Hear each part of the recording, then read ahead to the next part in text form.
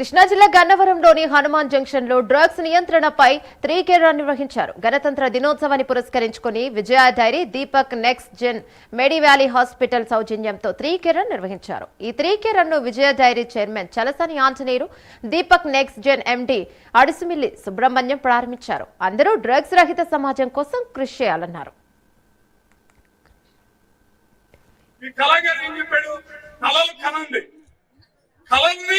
నిజం చేసుకుంటానికి ప్రయత్నం చేయండి.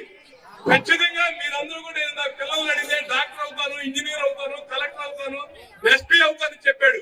చెప్పటం రైట్.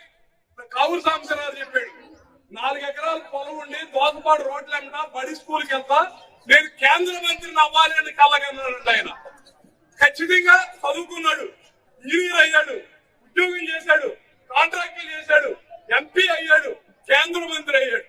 అంటే చిన్నప్పుడు ఏదైతే కళలు కన్నాడో ఆ కళని సాధికారితం చేసుకుంటానికి ప్రయత్నం చేయడం మన లైఫ్ ఎవరు కూడా అతీతం కాదు. అది సుబ్రహ్మణ్యం గారా, చక్రవర్తి, మూర్త, మురళీనా, వాళ్ళ అమ్మాయి కూడా మనందరూ